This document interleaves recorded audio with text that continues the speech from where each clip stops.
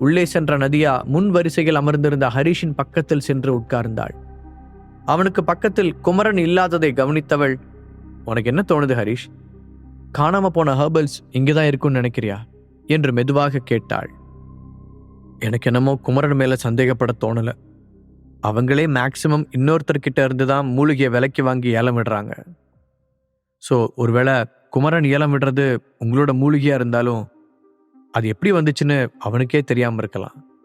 ஹரிஷ் சொல்லி கொண்டு இருக்கும் போதே, எதை பத்தி எனக்கு தெரியாதுன்னு சொல்ற ஹரிஷ் என்று பின்னால் இருந்து குமரனின் குரல் கேட்டது. என்ன எனக்கு தெரியாம நடந்திருக்கலான்னு சொல்றீங்க? நதியா தங்களுடைய ஹெர்பல்ஸ் கொள்ளையடிக்கப்பட்டதை பற்றி சொல்ல வந்தாள். ஆனால் அதற்குள் அவளுடைய கையை ஒரு முறை அழுத்தி சொல்ல வேண்டாம் என்று கண்ணசைத்த ஹரிஷ், அது ஒன்றும் இல்லை நண்பா, வெளியில வைபவும் அவனோட ஃப்ரெண்ட்ஸும் என்னை இன்சல்ட் பண்ணாங்கல்ல, அதை பற்றி தான் பேசிக்கிட்டு இருந்தோம் என ஹரிஷ் சட்டென்று சமாளித்தான். நானே அதை பற்றி உங்ககிட்ட பேசணும்னு நினச்சேன் ஹரிஷ். பர்சனலாக உன்னை வான்னு கூப்பிட்டுட்டு இன்விடேஷன் பற்றி எதுவுமே சொல்லாதது என்னோட தப்பு தான். நேம் லிஸ்ட்டில் உன்னோட பேர் இருந்ததுனால அது ஒரு பெரிய விஷயமா நான் நினைக்கல என வருத்தத்துடன் குமரன் சொல்ல, அவனுங்களை நினச்சா நீ ஃபீல் பண்ணிகிட்டு இருக்க? அவனுங்களுக்கு வேலையே இதுதான், எப்போ சான்ஸ் கிடைக்கும்னு எதிர்பார்த்துட்டு இருப்பானுங்க. ஒருவேளை என் கையில் இன்விடேஷன் இருந்திருந்தாலும் அவங்க இப்படி தான் நடந்துக்குவாங்க. அப்படி ஒரு பைத்தியக்கார கூட்டம் அது. ஹரிஷ் சிரித்து கொண்டே சொல்ல, அவன் இந்த விஷயத்தை பெரிதாக எடுத்துக்கொள்ளாததை நினைத்து குமரனுக்கு நிம்மதியாக இருந்தது. அவன் அங்கிருந்து நகர்ந்ததும், ஏன் ஹரிஷ் குமரன்கிட்ட சொல்ல விடாம தடுத்துட்ட? ஒருவேளை நிஜமாவே அது நம்ம மூலிகையா கூட இருக்கலாம்ல என்று கேட்டாள் நதியா. இருக்கலாம், பட் அதுக்கு உங்ககிட்ட ஏதாவது ஆதாரம் இருக்கா? எவ்வளவு நல்லவங்களா இருந்தாலும் இவ்வளோ கூட்டத்துக்கு முன்னாடி அவங்களோட பிஸ்னஸை நாம் குறை சொன்னால் அக்செப்ட் பண்ணிக்க மாட்டாங்க. அது கடைசியில் நமக்கு தான் பேக் ஃபயர் ஆகிடும். நம்மக்கிட்ட எந்த ஆதாரமும் இல்லாமல் ஒரு விஷயத்தை பற்றி பேசுறது ரொம்ப தப்பு. அதுக்கு பதிலாக அவங்க என்ன ஹெர்பல்ஸ் ஏலத்துக்கு விடுறாங்கன்னு பார்த்து அதில் நமக்கு தேவையானது ஏலத்தில் எடுக்கிறது பெட்டர். ஹரிஷ் விளக்க நதியாவுக்கு அது சரிதான் என்று பட்டது. அரிய மூலிகைகளை ஏலம் விடுகிறோம் என்று இவ்வளவு பேரை கூட்டி வைத்துவிட்டு இப்போது அதெல்லாம் திருட்டு மூலிகை என்று ஒத்துக்கொள்ள யாருக்குத்தான் மனம் வரும்? அது இவ்வளவு நாள் காப்பாற்றி வைத்த குமரன் ஃபேமிலியின் மொத்த பெயரையும் கெடுத்துவிடும் என்பதால் தன் பக்கம் தவறு இருந்தாலும் நிச்சயம் குமரன் ஒத்துக்கொள்ள மாட்டான். ஹரிஷ் சொல்வது போல அது தங்களுக்கு ஆப்போசிட்டாகத்தான் முடியும் என்பதை புரிந்து கொண்ட நதியா அவன் சொன்னதை அமைதியாக ஏற்றுக்கொண்டாள். மறுபக்கம் வைபவும் அவனுடைய நண்பர்களும் இதற்கு மேல் இங்கே இருப்பது சரிவராது என்பதை புரிந்து கொண்டு தலையை தொங்க போட்டவாறு சுருங்கி போன முகத்துடன் வெளியேறினார்கள். தாங்கள் யாரை அவ்வளவு ஏளனமாக நினைத்தோமோ, யாரை ஒரு குப்பையைப் போல வெளியே தூக்கி போட வேண்டும் என்று நினைத்தோமோ, அவனாலேயே இப்போது வெளியே போவதை அவர்களால் நம்பவே முடியவில்லை. ஹரிஷ் சத்தமே இல்லாமல் அந்த ஹெர்பல் உலகத்தின் ஒரு முக்கியமான அங்கமாக மாறிக்கொண்டிருந்தான். ஒரு வழியாக ஏலம் தொடங்க ஹரிஷ் தனக்கு முக்கியம் என்று நினைத்த எல்லாவற்றையும் வாங்கி குவிக்க ஆரம்பித்தான். அன்றைய ஹெர்பல் ஏலத்தில் அவன்தான் பெரிய தலையாக இருந்தான். அவன் வேண்டாம் என்று நினைத்த ஹெர்பல்களைத்தான் மற்றவர்கள் வாங்க முடிந்தது. யாரை ஏஜே குடும்பத்தின் யூஸ்லெஸ் மருமகன் என்று நினைத்தார்களோ, அவன் கொஞ்சம் கொஞ்சமாக ஹெர்பல் உலகை ஆட்டி வைக்கும் ஒரு ரூலராக அவதாரம் எடுக்க ஆரம்பித்திருந்தான். அதற்கான அறிகுறியை வெளிப்படுத்தும் ஒரு தொடக்க புள்ளியாய் அன்றைய ஏலம் அமைந்திருந்தது. அன்றைக்கு ஏலமிட்ட ஹெர்பல்களில் அவர்களிடமிருந்து கொள்ளையடிக்கப்பட்டதை போன்ற சில மூலிகை வகைகள் இருந்தாலும் அது தங்களுடையதுதான் என்பதை நதியாவால் உறுதியாக சொல்ல முடியவில்லை. அந்த ஏலம் முழுவதும் அவள் ஒரு குழப்பத்திலேயே தான் இருந்தாள்.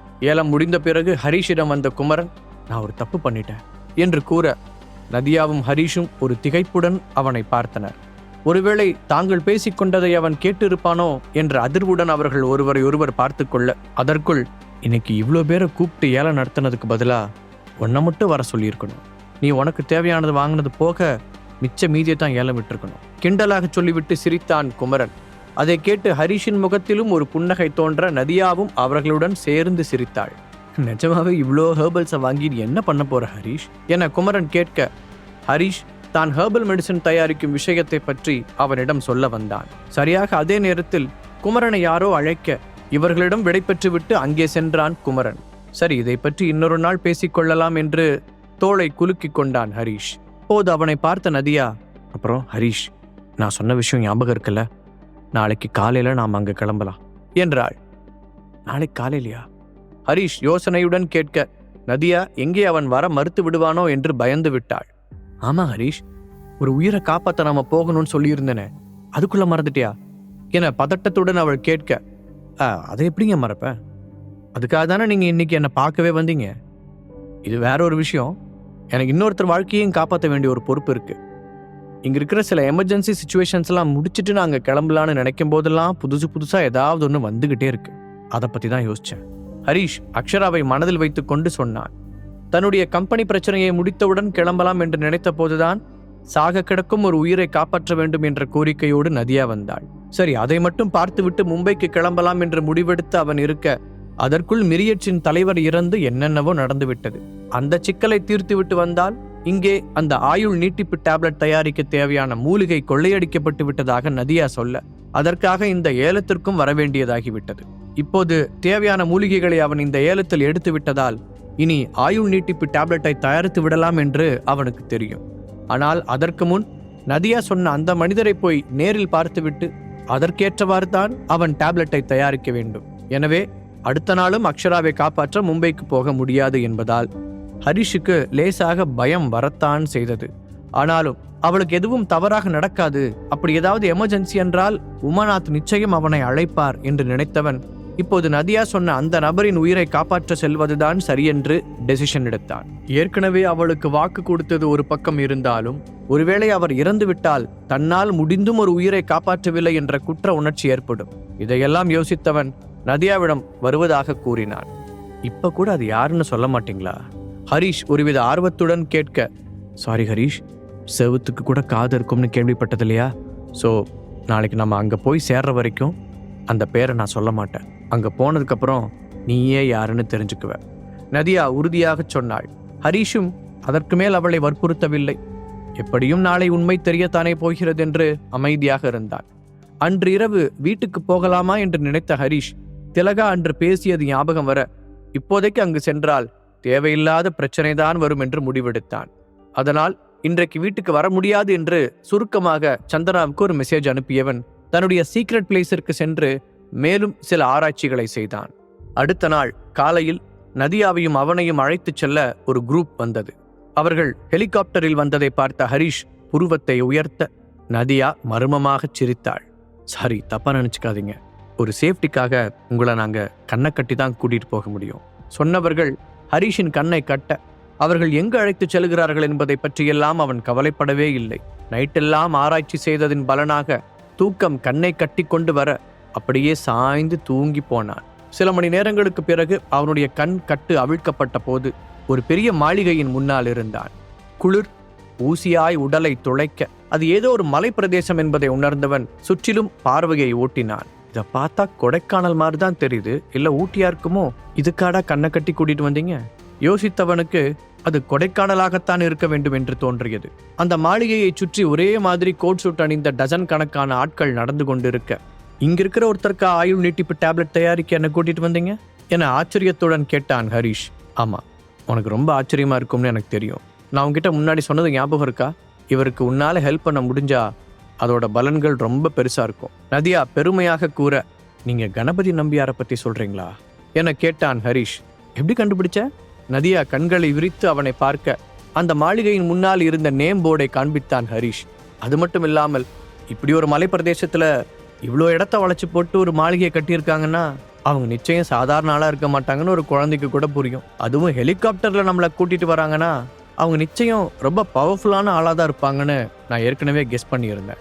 ஆனால் அது இவ்வளோ பெரிய ஆளுங்களா இருக்கும்னு நான் எதிர்பார்க்கல என தீவிரமான குரலில் ஹரிஷ் சொல்ல, நதியா அதை ஆமோதித்து தலையசைத்தாள். ஹரிஷே ஆச்சரியப்படுகிறான் என்றால் அதற்கு காரணம் கணபதி நம்பியார் குடும்பம் அந்த அளவிற்கு செல்வாக்கானது. வெளிப்படையாக அதிகாரம் செலுத்தாவிட்டாலும் பல வருடங்களாக திரைக்கு பின்னால் இருந்து கொண்டு மற்றவர்களை இயக்கி வரும் அவர்கள் ஹெர்பலிஸ்ட் சொசைட்டி உட்பட மூலிகை மெடிசன்களுடன் சம்பந்தப்பட்ட பல்வேறு அமைப்புகளுடன் தொடர்பில் இருந்தனர். அதற்குள் சூட் அணிந்த சிலர் அவர்களை நோக்கி வர, அவர்களுக்கு முன்னால் வந்த இளைஞன் நதியாவிடம் வந்து கை குலுக்கினான். நதியா, நீங்க ஒரு வழியா வந்துட்டீங்களா? தாத்தா உங்களுக்காக தான் காத்துட்டு இருக்காரு. அவரோட உடம்பு ஏற்கனவே ரொம்ப மோசமாயிட்டு இருக்கிறதுனால நம்ம கிட்ட டைம் ரொம்ப கம்மியா தான் இருக்கு. ஸோ சீக்கிரம் என் கூட வாங்க என்று அவர்களை அழைத்து கொண்டு சென்றான். அவனுடைய பெயர் ஜெயந்த் நம்பியார், கணபதியுடைய பேரன். பார்க்க நல்லவன் போல தெரிந்தாலும் அவன் ஹரிஷை ஒரு ஆளாக கூட மதிக்கவில்லை.